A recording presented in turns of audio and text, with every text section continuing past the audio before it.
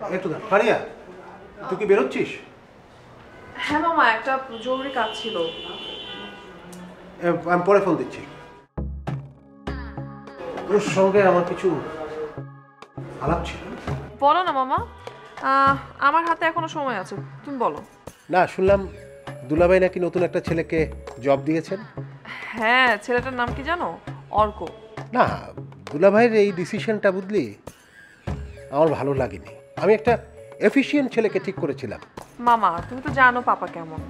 ওই ছেলেটা পাপাকে একটা ছোট্ট হেল্প করেছিল, তারপরে তো বাকিটা ইতিহাস। ছোট্ট একটা হেল্পের জন্য এত বড় একটা চাকরি? আরে 200-500 টাকা দিয়ে দিলেই তো হতো।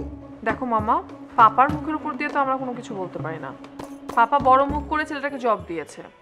এখন আমরা যদি, আচ্ছা বাদ দাও।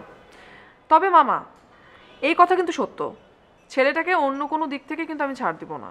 আমি ওকে 1 মাস দেখব। 1 মাস দেখার পরে যদি দেখি যে গুড ফর নাথিং, তাহলে একদম শুট করে দেব। দেখ তোরা, যেটা ভালো হয় সেটাই তো করবি। শুনলাম চিটাগাংয়ের প্রজেক্টটা নাকি তুই চালাতে চাচ্ছিস? হ্যাঁ মামা, পাপা তোমাকে কিছু বলেনি? হ্যাঁ, বলেছে বলেছে। তবে আমি বলছিলাম কি, মামা প্লিজ কিছু বলো না। পাপার কাছ থেকে না অনেক কষ্ট করে এই প্রজেক্টটা আমি নিয়েছি, অনেক বুঝিয়ে নিয়েছি। প্লিজ তুমি এখন কোনো ঝামেলা করো না। কি? আমি আমি তোর মামা? আমি আমি ঝামেলা করতে যাব? কি বলছিস তুই? আচ্ছা আচ্ছা, আমাকে কি তোর তাই মনে হয় বলতো? সরি মামা, আমি আসলে এভাবে মিন করতে চাইনি কিছুই। আমি বলতে চেয়েছিলাম যে তুমি আর এই প্রজেক্টে ইন করো না। তোমার হাতে তো অনেক প্রজেক্ট আছে। চট্টগ্রাম প্রজেক্ট না, আমি নিজে ডিল করতে চাই। হ্যাঁ, তুই পারলে তো এই মামার কোনো আপত্তি নেই। আসলে কি জানো তো, চেষ্টা না করলে তো কোনো কিছু পারা যায় না। আমি চেষ্টা করতে চাই, আর আমি ওইভাবেই গুছিয়েছি সবকিছু। আই হোপ তোমাদেরকে খুব তাড়াতাড়ি খুব ভালো একটা গুড নিউজ দিতে পারবো। আমার জন্য দোয়া করবে কিন্তু। এখন আসি মামা। Best of luck.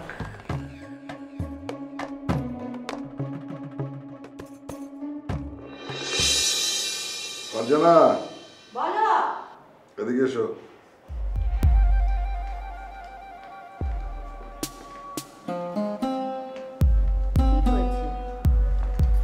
শুনলাম কোবরা নাকি বাসায় এসেছিল।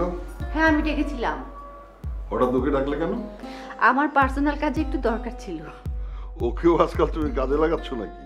সমস্যা কি, মাস গেলে এতগুলো করে টাকা দিচ্ছি, একটু না হয় বেশিই খাটলো।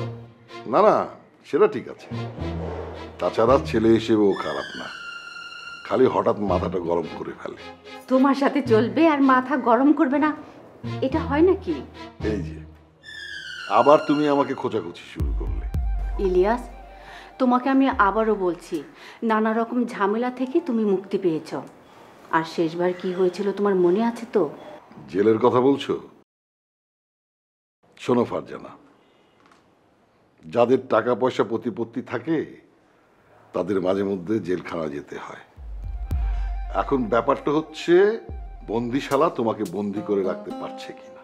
তাই বলে তুমি? হ্যাঁ, আমি সেসব বলছি না। আমি বলছি সামান্য একটা বিষয় নিয়ে আবার ইগল লড়াই শুরু হয়ে যাবে। তাই শোনো, তুমি জেলে গেলে মাত্র একটি রাতের জন্য, আর তোমার ভাইয়ারা আমাকে সারা জীবন ধরে কথা শোনাচ্ছে। ভাইদের কথা ভেবে মন খারাপ করো না, তারা ঝামেলাহীন মানুষ। তুমিও কি তাদের মতো হতে পারো না? যা হবার তা তো হয়ে গেছে, আবার না হয় নতুন করে। তাই তো হচ্ছে। ইলিয়াস চৌধুরী সম্পর্কে আর কোনো কমপ্লেন পাচ্ছ তুমি? না, আর পাবে না, এটা আমি কথা দিতে পারি। তোরাকে দেখছি না, তোরা কোথায় গেছে? তোরা ভার্সিটিতে গেছে। আচ্ছা, কফি খাবে? দাও তোমার জন্য তাহলে আমি কফি বানিয়ে আনি। নিয়ে আসো। বসো।